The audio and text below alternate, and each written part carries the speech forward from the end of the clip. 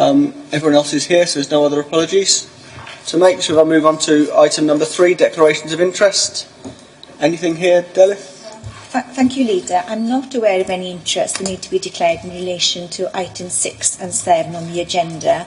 I have given written advice to you with regard to item number 8 relating to the extinguishment and diversion of footpaths, because my advice is that if you or anyone with whom you have a close personal association are affected by these proposals, then you will have an interest in relation to this item. So far I've not been made aware of any interests.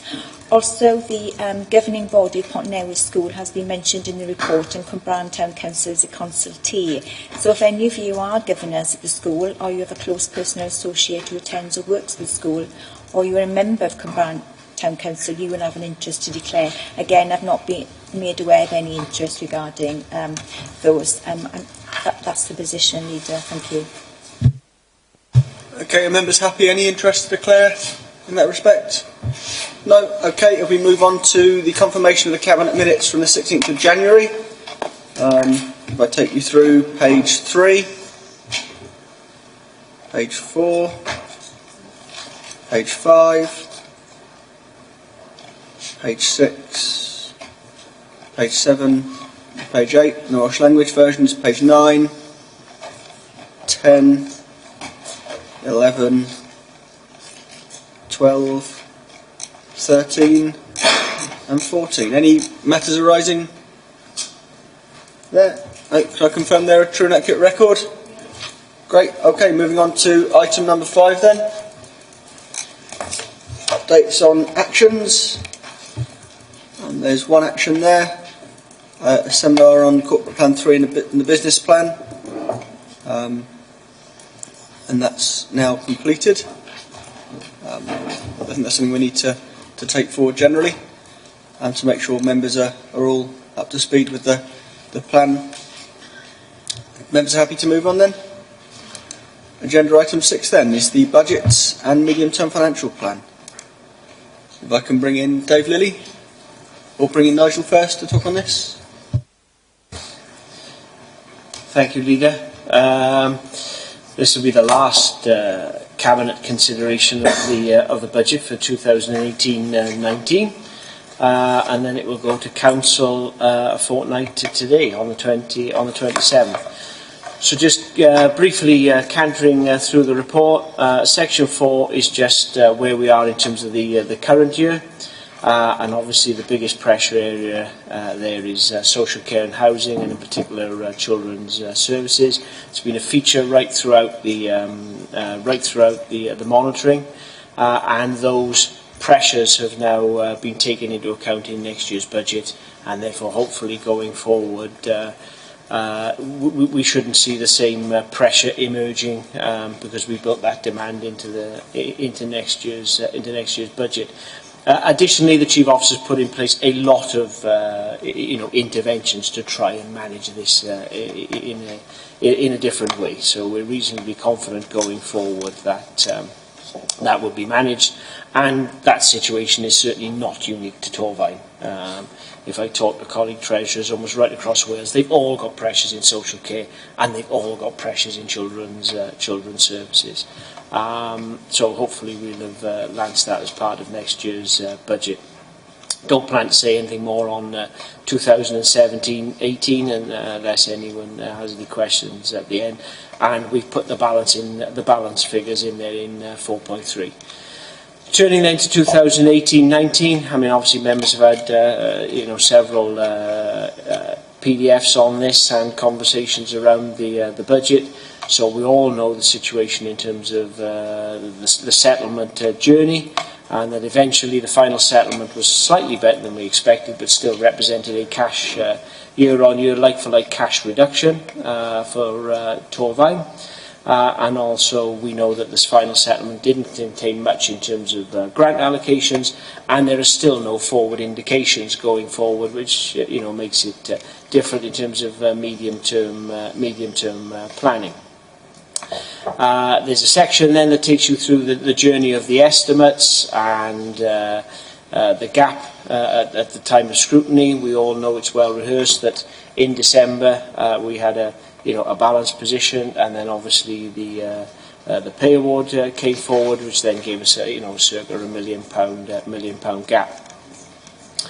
The schedules contain all the mitigations that we've put forward, both the original ones and then the ones to bridge that gap, and they're all there, and they will all go to the council for final consideration. We had scrutiny on the budget, and the scrutiny comments are contained within the report. For Cabinet, obviously, to give a view on. The last part of the report then is around the medium-term financial plan. Obviously, this time of year we revise the medium-term financial plan, and as is always the case, the financial challenge always seems to increase. The biggest change this year is the impact of the pay award then going forward. And we've shown the school pressures in there as a separate total, as part of the overall total. We've done the wellbeing assessment, and then, as I say, in terms of next steps, this goes to Council a fortnight today for final consideration of council tax setting. Well, the one thing I didn't pick up in terms of the report is there is a recommendation to do a further spring clean as part of your greening and cleaning, and that's mentioned within the report to be funded from reserves.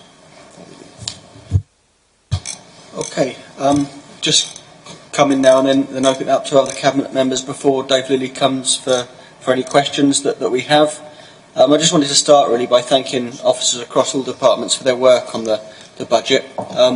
As always, a special thanks goes to Nigel for his work and in his calm leadership in taking this forward. But I think this year extra praise has to go to Dave Lilly for the leadership he's shown in a difficult budget. I think we're very lucky in Torvine to have someone as capable to step up to the plate when Nigel was away after his operation. I think that's a tribute to you, but also to the leadership of Nigel in the past of making sure there are other people in the department who are capable of stepping up to that task. So thank you for that to start. Because these are difficult times, this isn't an easy budget to step into as an officer or as a member. It's our 7th year of austerity now, and I'm sorry to Cabinet because I keep repeating this analogy, but it is like giving the same person a haircut 7 days in a row. At the start, you start with someone with long locks of hair that you can chop off quite readily. After the 6th or 7th haircut, they've not got a lot of hair to trim off. So it's that's the situation that's faced by councils across the UK now. And I'm saying that because we can be quite clear, I think, as a council that we reject the policy of austerity, but it still has consequences. The consequences for us this year is £9 million more to save from local services. We're heading towards £60 million now in total since the start of austerity, and there's little sign of light at the end of the tunnel. As was mentioned by Nigel, looking at the medium-term financial plan, there's little sign that things are going to be getting easy anytime soon. And there are clear consequences of that. Services suffer, those who work in them suffer, and perhaps most importantly, those who rely on vital local services suffer. We often talk of funding for local government, and I think in a way that's a bit of a misnomer. It's not funding for local government, it's funding for local services. The vast majority of our budget goes on the key core local services like schools, social care, cleaning and greening, refuse collection, housing. The key services that people actually rely on out on the streets. So if the money for those services keeps being cut back and cut back and cut back, sooner or later you reach a breaking point and those services can't continue. And I really think we need a debate in this country about how we can fund public services going forward. Otherwise, the services that we know and that we value and that we rely on will start to disintegrate. The other consequence, of course, is that council taxpayers end up paying more for less, as councils like us have to try and close the gap created by local government taking money away and not covering pressures. And I understand that's very difficult for for people out there to understand. But the basic maths of the situation is that we receive around 15% of our money from council tax. The rest of the money, directly or indirectly, comes from central government. So if that large portion of our money gets cut, the impact on the pressure on the remaining funding is great. So that's not an easy consequence for us to face. Because while we may strongly disagree with austerity, as councils across the UK, we're left to pick up the pieces. And our job in that is to roll our sleeves up, I think, and do our best to protect and preserve vital services. This isn't just a Torvine problem. I was speaking with colleagues across England and Wales the weekend before last in Nottinghamshire, and the stark choices that they're having to face up to were very difficult to hear. We'll have seen in the news over the last couple of weeks about Northamptonshire and Surrey, two council areas which don't strike you as the most deprived in the world, but they're having a struggle to keep services viable, with the notice that's been put in Northamptonshire, and the concerns that have been expressed in Surrey too, and that's a situation that faces councils across the UK. I say that because I don't think that's really understood by those outside local government, or those in national politics, for example. To give you some idea of context, I was looking at budget papers from a few decades ago where there was a complaint that there was only a 4% uplift one year in the budget, and that wouldn't cover all the pressures. If we had a 4% uplift in real terms in this budget, we'd be looking at £9 million extra to spend on local services just in 1 year alone. And as I say, this isn't just 1 year, it's 7 years in a row, which really is unprecedented.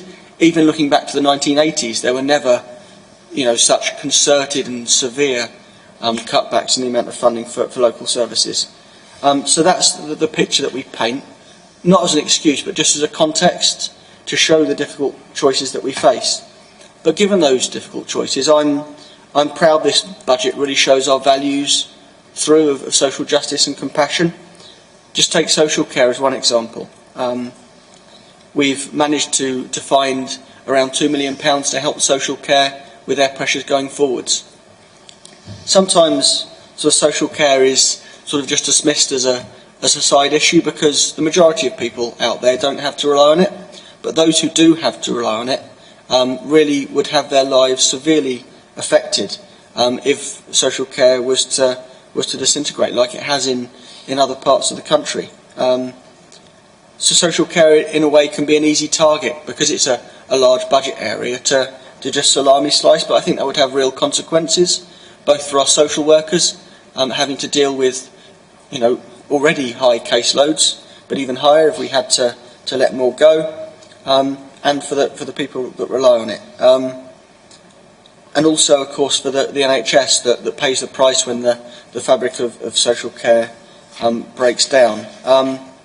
And by social care, I think it's important to say that we don't just mean a system, we mean help and protection for some of the most vulnerable children in our communities, children who've had a very difficult start in life and may have faced abuse or neglect, children with disabilities, adults with disabilities, elderly people reaching the end of their lives, trying to remain independent, or fighting against debilitating conditions.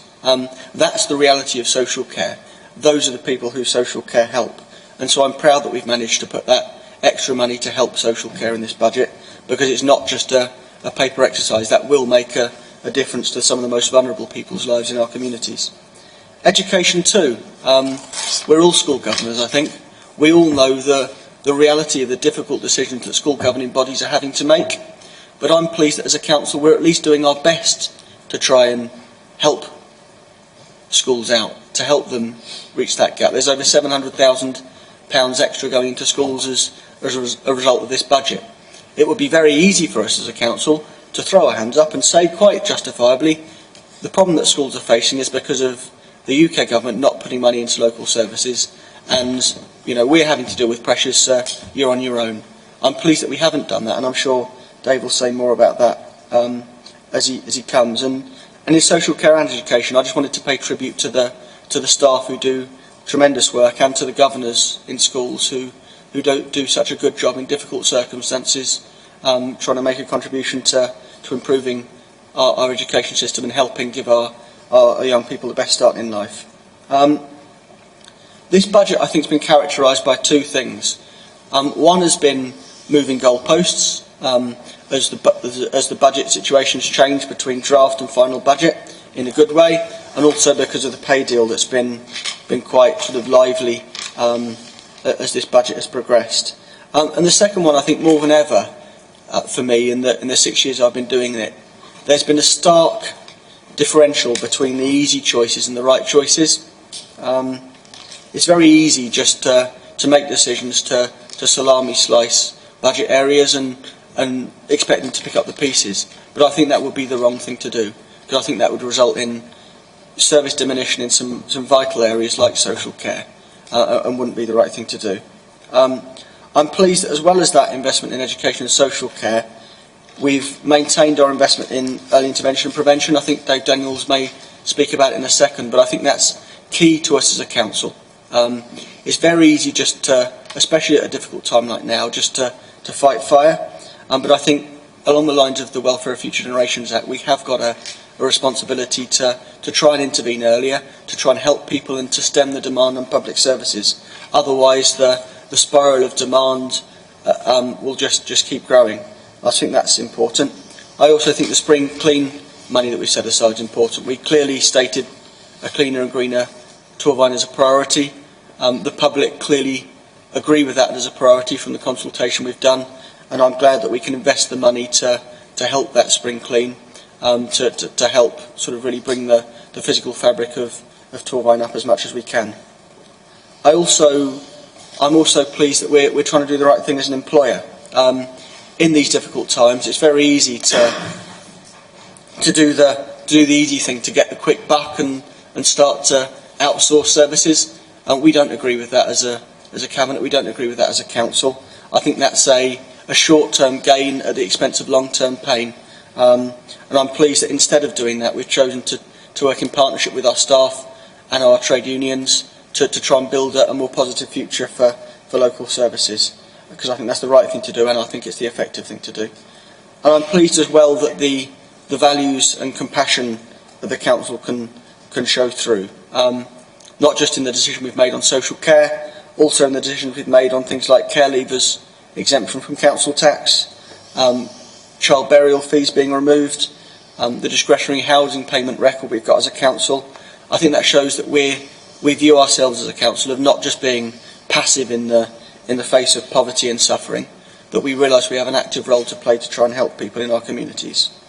In order to do those things, though, I think we have sort of to face up to two harsh realities, perhaps. First, that we have to be ruthlessly efficient in everything we do internally so that we can make those decisions to help people. But secondly, that we have to be prepared to make tough choices. And there are some very tough choices in this budget. One of the tough choices that's really struck home to me has been the mayoral position and the removal of the council car. That's something that's been done very reluctantly and very difficult to do, because I respect the position and many of the people who've held it over the years. Also because it will be inconvenient for us as members. We'll have to do more events. I won't be able to call on the car when I've got a meeting down in Cardiff. But I think if people in our schools, if staff in our social care, if staff in neighbourhood services are having to do more with less, we have to do more with less as members too, and we have to show that we are in it together with them. I hate to use the phrase, but I think that we're showing by making that kind of difficult decision that we do put services first, that we do put, that we do understand the position that other people across the organisation are in, and as members we're prepared to take up some of the slack ourselves. So I think it's a difficult choice, but I think it's the right thing to do. Another difficult choice, of course, is council tax. Nobody wants to raise council tax. I think we all realise the difficulty that causes people who are hard pressed in terms of their own budgets. But if we weren't to do that, we'd have to find an extra £2 million from service cuts, and I really do think that would result in service closures. That would result in staff being lost, and that would result in real suffering for people out in the community. This isn't just something we're facing as a council in Torvine. Councils across the UK are struggling with this. We've seen in the news in previous days, we are far from the highest rising council tax across Wales. There are councils of all political colours putting council tax up by around 4.95%, which is what we're doing, and in some cases much higher than that. But I believe that fills the right sort of balance between trying to preserve services and recognising that people struggle with bills like council tax. I would encourage anyone who generally struggles with council tax to make sure they check if they're entitled to any council tax support. We always say that at this time of year, and that's something that our officers will be more than happy to help people with. A word of thank you to go to scrutiny members. I think the scrutiny process we've tried to improve each year, not always in easy circumstances. This year we were faced with the circumstances of the moving goalposts and when we were able to go to scrutiny, but considering that, I think scrutiny members made a real sort of contribution to the budget, and they were responsible in how they quizzed officers and how they sort of considered different options for the budget savings. We will be considering the points they've made ahead of council at the end of the month, and we do take the scrutiny in the light that it's intended. Things aren't easy. Where savings are taken out, we have to find alternatives, but that's something that we'll continue to consider. I just want to close really with two sort of images really. The first is a negative one. We don't want to close services as a council. We don't want to see services diminished, but it's getting very difficult to see a positive future for local services across the UK unless the government thinks again on austerity. And maybe to end with a bit of positivity, there is an alternative way. If local services were fully funded, we could save the money from the centre that we've saved in the budget like this, but we'd have enough money to fund schools, we'd have enough money to fund social care for the vulnerable, we'd have enough money to really prioritise a cleaner and green Torvine, we'd have enough money to keep council tax rates down and still have money left over in this budget. That's how drastic the decisions made by central government are in terms of their consequences. And I'd really like to invite national politicians of all parties to really look more into the impact of decisions at a local council level and visit places in their community that are really affected by their decisions. So thank you to everyone who's played a part in this, and I'd like to bring in other cabinet members at this point. Fiona? Thank you, Leader. I just want to bring up a point that scrutiny has raised in terms of the food waste bags. So I recognise that they prefer that we don't remove them. However, the projected costs for next year are increasing quite significantly to potentially 60,000. But there are other opportunities that are coming forward, and I would like to just stress that I'm doing everything that I can, and officers are, to find solutions to either keep them, although it's unfortunately unlikely, or find alternatives. In addition, I'd like to stress that I'm really pleased to see that we have we're looking to put the money forward for the spring clean, because it was really valued last year. It was very engaged our public.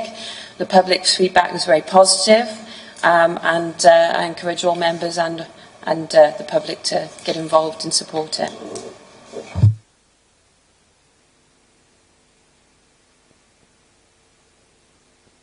Yeah, I'd like to pick up the early intervention prevention at reference. It's a difficult set of circumstances.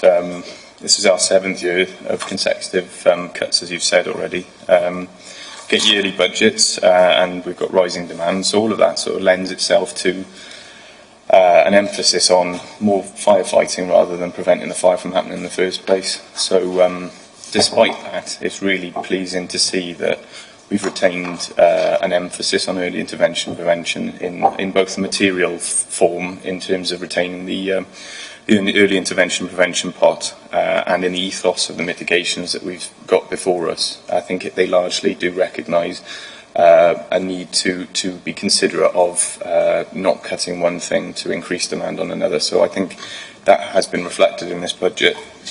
And in staff's sort of ethos, changing ethos towards moving towards prevention of demand in the first place. You can see it in various different services across the council. The staff are increasingly moving towards trying to identify demand, the source of demand, and mitigate that earlier. So, because as we've said, many of us have said in the past, demand is going to be, as well as the ongoing cuts that we're facing, is going to be one of those things that is going to be a fundamental challenge to the organisation. It's one of these things that we absolutely have to get on top of if we're going to become a sustainable council and not go the same way as some of our counterparts in England. So I'm pleased to see a continued emphasis on early intervention prevention, because I think it's absolutely vital going forward. So whilst it's not something, as the leader said already, it's not something to welcome. We need to remember that in an ideal world with a different government, we would be investing in a lot of these services. But given the circumstances we've got, I am happy to put my name to this, because I think this budget is a Labour budget, and it does protect vital services and put us on the path of sustainability, hopefully, in the future. So.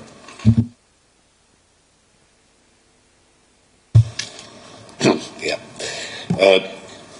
2 points. First of all, a general one, because in Anthony's virtually comprehensive presentation, the one thing he perhaps didn't make as much of as he could have, and I suspect that's down to modesty as much as anything else on behalf of the collective, that is, because the budget construction process, for the want of a better expression, went on for a considerable period of time and was quite heated on occasions, very complicated, pulled us all over the place. And I'm minded of this notion, this physics notion, that every action has a reaction. And every decision that we finally made was in the light of possible reactions, some negative to those decisions. But I think what we've done collectively, with the help and support of officers, and that shouldn't be minimised, is to arrive at a budget that addresses itself to the 3 main priorities of the Corporate Plan 3. It also has more than a fleeting glance at the pressures and exigencies and the requirements as well of the well-being of future generations bill that we're all minded of anyway. So I'd like to say in terms of this general context, a very big thank you to the rest of the Cabinet members, because I've argued with some of them quite bitterly, and I'm sure that sometimes I've been a little bit difficult to be around, but it's only in defence of what I consider to be a very, very important aspect of the whole process, and that's the education element. But I've been pleased to get the support from other members, and I think that the Education Service has done pretty well out of the budget, as other areas of priority. For example, on top of everything else, we're confronted with a 2% uplift, a 2% pay increase right across the board, not just in education, but right across the board in local government. We have somewhere in excess of 1,500 teachers, and to support that bill in its entirety would be a step too far from the way in which the books are balanced school by school. What we've arrived at, whilst I could have hoped for more, is a very, very decent settlement of 50% of that bill being undertaken by the central situation. So I'm very, very pleased with that. But I'd like to end on this note, that without the painful experience of identifying and then perhaps dismissing and then revisiting and dismissing again and revisiting and perhaps coming to a different conclusion, because this was the exhaustive process that we all have been through, we wouldn't have arrived at a position that we are in at the moment, where not only have we addressed ourselves to the three major priority areas, but I think we've done it in keeping with Labour values, with socialist values, and that's not always an easy thing to do, but I think we've managed that. Of course, there are going to be some people who will be disappointed with decisions that have been taken, because there are always pet areas that perhaps some individuals might have thought worthy of protection. I can promise you this, that those pet areas were discussed, and everybody had something that they wanted to protect in that sense. But I think the collective will to get a budget that not only reflected our core priorities, but did so in a way commensurate with Labour values, was the top of our priority list, and I think we've achieved that. Yeah, obviously with children's services there's been a rising demand and pressure on children's services and the number of looked after children. This pressure isn't unique to Torfaen, as you've said, Nigel, it's right the way across all 22 authorities. And I know in Torfaen various interventions have been put in place which have been designed to try and manage the demand. The department works really hard to work with the pressure and the number of caseloads and demand. And I'm just really pleased that the extra provision has been put into the budget to manage the pressures on children's services. And talking about the mayoral role, I just wanted to say this wasn't an easy decision to make. It was very, very difficult. Two of us have been had the pleasure of being mayor in the past, and we value the role, and we know how much it is valued by the public. But in times of austerity, when you're facing cuts with all different social care, education, it wasn't a very easy decision to take. So if I can come in as last year's mayor as well, please, Anthony. I think we went through this so very carefully in terms of the position of the mayor and what we could look to do for the future, so that local people didn't feel that they were losing that linchpin which is so important for so many groups, and also the position that we hold across South East Wales. But I noticed last year how much other areas were cutting back as well. So it was not surprising that we should eventually, when we started to look at the budget as a whole, that this was an area where perhaps we could come up with an alternative solution. And I think that solution, having a chair of council and sharing out responsibilities so that people locally also relate more to their local councillors and to those councillors who have specific responsibilities, is a very fair and democratic way of dealing with it. We've got problems still to face next year and the year after with what happens with our budget. Perhaps whatever we do decide will again be looked at holistically, and there will be areas where we can draw back, but this was the right time to do this particular position. So thank you for that, and thank you to other cabinet members, to the scrutiny people, and to our members who have had to look at this already and are aware of the problems that we faced as a cabinet in dealing with this.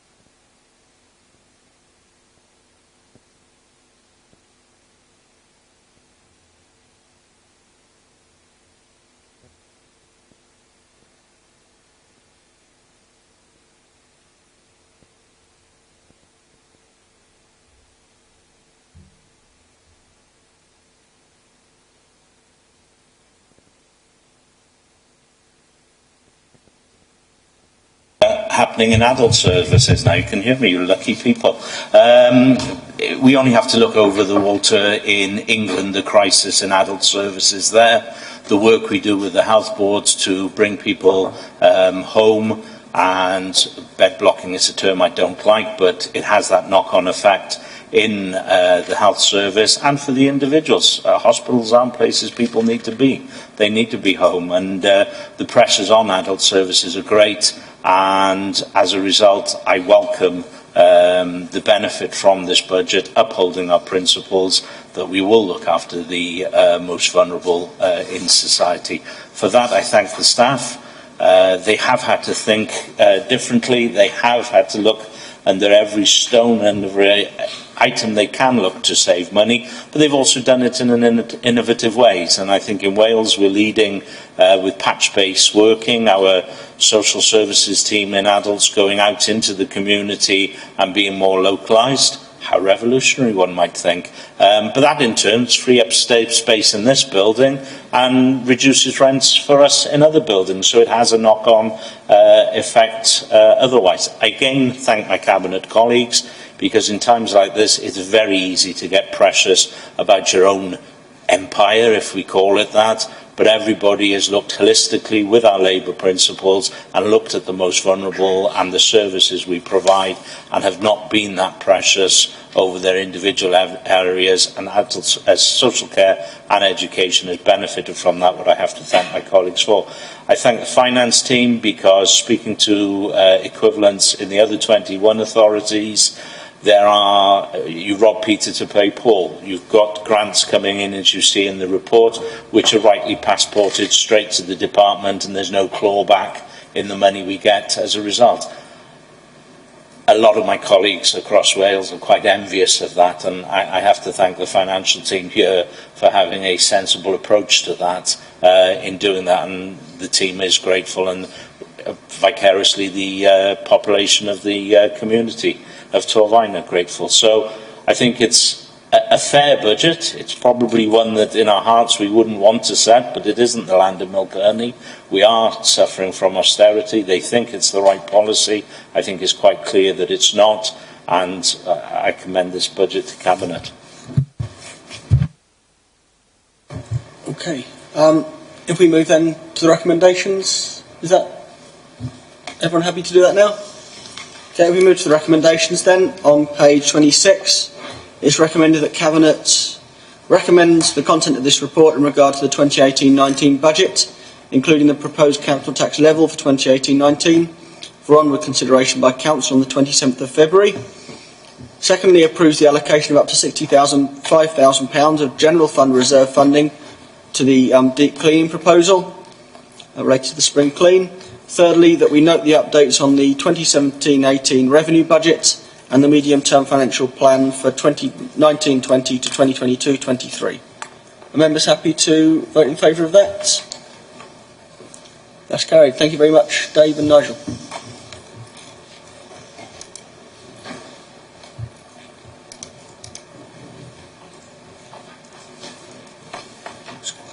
If I move then to agenda item 7, which is the Public Services Board Wellbeing Plan for Torfaen, and invite Lynn and Paddy to introduce this item.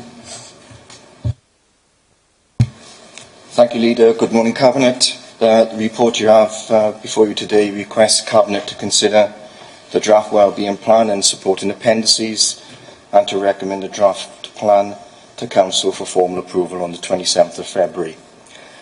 Realising you've got a raft of information in front of you, I'll just precis some of the key messages for you. Following the introduction of the Wellbeing of Future Generations Act 2015 and the establishment of statutory public service boards, one of those functions of that board is to assess the well-being of Torfaen and to dispense through a partnership approach well-being plans on a 5-year cyclical basis. The plan you have before you is the product of considerable hard work, planning and agreeing what are the wider well-being objectives derived from the comprehensive well-being assessment undertaken last year. I'd like to emphasise that this has been a whole partnership approach to reach this stage, with the draft plan requiring statutory sign-off from the statutory bodies of the PSB, which are us as the Council, and Iron Bevan University Health Board, South Wales Fire and Rescue Service and Natural Resources Wales. The plan has been scrutinised on 2 separate occasions, firstly in November and more recently last week. The scrutiny process was excellent. We Scrutiny was presented with a plan. We were there as a partnership. We had considerable questions asked us and really well scrutinised on how we got to this stage in the first place. Our session last week was no different. We had some excellent suggestions and questions come from that process. The November feedback from Scrutiny has been included in the wellbeing plan, included in an easy read version, and we will of course take the recommendations from last week's Scrutiny going forward now as the plan develops into the new year. The plan has been developed to ensure that there's connectivity across the other key pieces of work that we're doing. Members will be well aware of the Social Services and Wellbeing Act and the area plan that's connected with that. What we've done with our wellbeing plan is to ensure that there is no opportunities for duplication and that we are aligning all of our activities so we only do what we need to do once across both plans, and we are linking in with other statutory plans that are also linked to the wellbeing plan. To support the plan going forward, we of course have the PSB executive that's chaired by the leader, and that provides the strategic direction. We have an officer support group of partnership leads who are providing the input and detail to that plan. The plan contains 7 objectives, which is within paragraph 5.7, page 48 of the report. And I'll just name these for you. It's to develop a functional connected network of natural areas that support the current and future wellbeing needs of local populations, to develop adaptation and mitigation responses to the impacts of climate change, to provide children and young people with the best possible start in life, prevent chronic health conditions through supporting healthy lifestyles enabling people to age well, to tackle the intergenerational poverties of patterns of poverty, and develop economic resilience, to improve local skills through workforce planning, training, apprenticeships and volunteering opportunities, and to create safe, confident communities and promote community cohesion. Those objectives have been derived by the PSB from an earlier session where there were 3 key areas where the PSB wanted to have a healthier Torfaen, a wealthier, more prosperous Torfaen, and a Torfaen that has a good environment in which to live or work. The plan is a high-level strategic document which sets out our direction of travel and will be presented to each of the statutory members of the PSB to sign off. We recognise there is still a huge amount of work to do into the next phase in taking the plan forward, and this will include how partners will collaborate more closely around the 7 objectives, to undertake deeper research dives to understand the causes and forces at work on specific areas, best practice, how we operate within our behaviour attitudes to each other, and undertaking a pilot to test out what works for local improvement, and we are piloting a healthy behaviours opportunity in Blaenavon. The plan is extensive, supplemented with a number of detailed appendices to aid the reader to the information we have used to evidence this plan. Again, I'd emphasise a huge amount of work has been undertaken right across our partners, and I'd like to personally thank all the partners that have helped us to get to this stage, but I also want to recognise the work of our own staff within PSSU, particularly Sue Brown, Andy Wilson and Rachel O'Shaughnessy, who have done a tremendous amount of work in pulling this plan together at this stage. In closing, Leader, I'd like to quite happy to take some questions and would request Cabinet to approve the plan for submission to Council later this month. That's great. Any questions for Lyndon at this stage?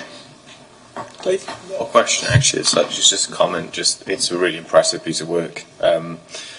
It's very definitive. It attaches outcomes to each of the partners in there, which I think is the most important thing really in achieving a kind of a collegiate approach going forward. It's just very impressive, and I mean I know you've already thanked the staff and the partners behind it, but just from us as well, because it's really impressive, and hopefully it's a path to a different way of working in the future, because this is, like I said earlier, this is where we need to be moving towards. So thank you.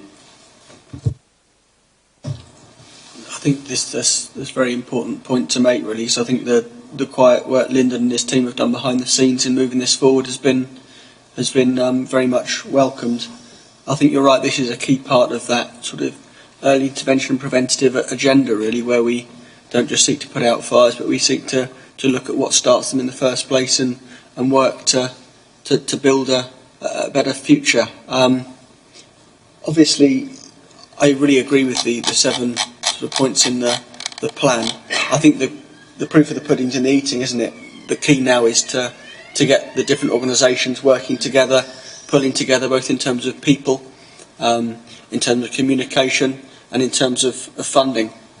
I think that the pilot that's going on in Blenavon is really good work, and I'm pleased that Blenavon as a community in the north has been chosen for that. And I think hopefully that will prove to different partners that this can have a real positive impact.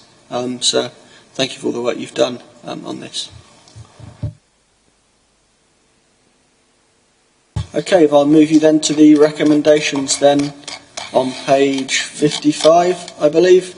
That as a statutory partner, Cabinet's invited to consider the content of the Wellbeing Plan, its appendices, and recommend the plan to Council for formal approval.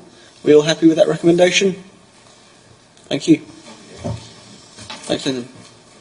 If we move to agenda item 8 then, which is the Highways Act 1980, sections 118 and 119, proposed extinguishment of public footpath numbers 67, 68, 69, 72, and proposed diversion of public footpath number 73 at West Point Newid.